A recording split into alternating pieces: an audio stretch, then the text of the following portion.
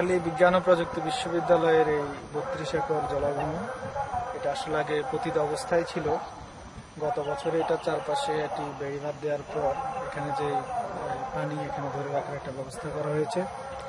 এর পরবর্তীতে আমাদের ফিশারিজ অ্যান্ড মেরিন সায়েন্স বিভাগের তরফ থেকে আমরা তৎকালীন উপাচার্য মহোদয়ের কাছে এই জমিনটুকুর সর্বোচ্চ ব্যবহারের জন্য বলেছিলাম এবং তিনি আমাদেরকে এই জলাভূমিটিতে মাছ চাষের জন্য অনুমতি দান করেছেন এবং সাথে সাথে আমরা একটা বাজেট ওনার কাছে দিয়েছিলাম, যাতে একটা ফান্ড ওনারা আমাদেরকে দেয় যাতে আমরা এখানে একটা মৎস্য চাষ করতে পারি।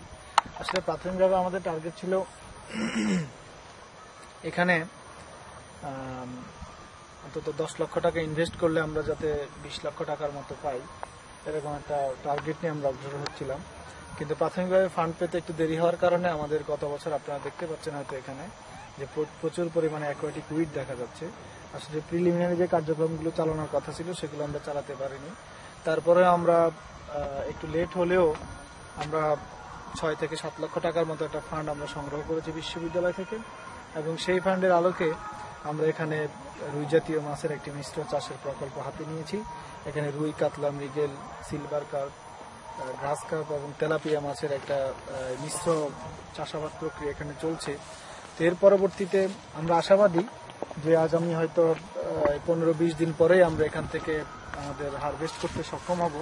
আমি ইতিমধ্যে মাছের স্বাস্থ্য পরীক্ষা করেছি এবং এখানে যে উৎপাদন আমি দেখেছি তাতে আমি অনেকটাই আশাবাদী যে আমি 6 লক্ষ টাকা এখানে ইনভেস্ট করেছি, অলমোস্ট 10 লক্ষ টাকার মতো হয়তো আমরা এখান থেকে আর্ন করতে পারবো।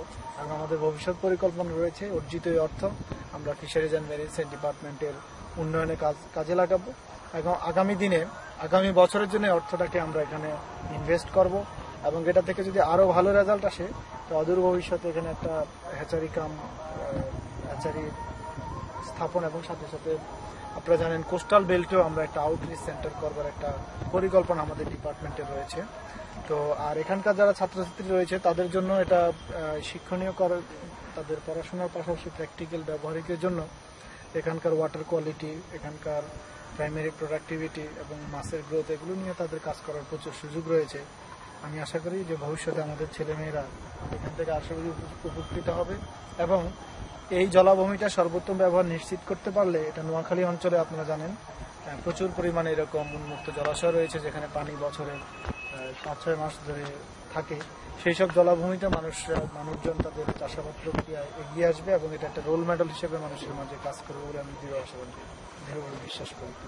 স্যার, এই অঞ্চলের মানুষ যদি আপনাদের কাছ থেকে কোনো ধরনের সহায়তা চায় আপনারা কিভাবে সহায়তা করবেন বা এরকম কোনো আপনাদের পরিকল্পনা আছে কি যে তাদের সহায়তার ব্যাপারে? যেহেতু আমরা জানি নোয়াখালী বিজ্ঞান ও প্রযুক্তি বিশ্ববিদ্যালয় এই অঞ্চলে একটি সর্ববৃহৎ প্রতিষ্ঠান, সেহেতু এই অঞ্চলের দরিদ্র মানুষের বা কৃষকদের এখানে একটা প্রত্যাশা আছে, সে ব্যাপারে আপনি যদি একটু বলেন।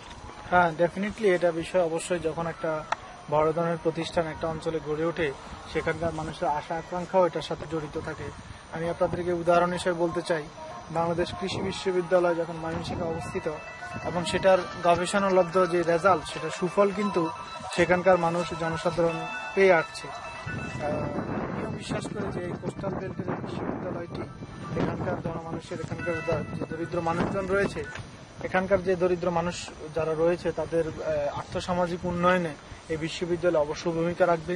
এখানে যে গবেষণা হবে সেই গবেষণালব্ধ ফলাফল এখানকার আশেপাশের যে গ্রামীণ মানুষ রয়েছে তাদের উপরেই প্রথম সেখানে ডেমনস্ট্রেট করা হবে এবং এটার যদি সুফল মানুষ পায় অবশ্যই এটা নোয়াখালী অঞ্চল ছাড়িয়ে বৃহত্তর নোয়াখালী সহ আশেপাশের এলাকায়ও আমাদের এই গবেষণার ফলাফল পৌঁছবে এবং মানুষের আর্থসামাজিক অবস্থার উন্নয়ন করবে বলে আমি বিশ্বাস করি।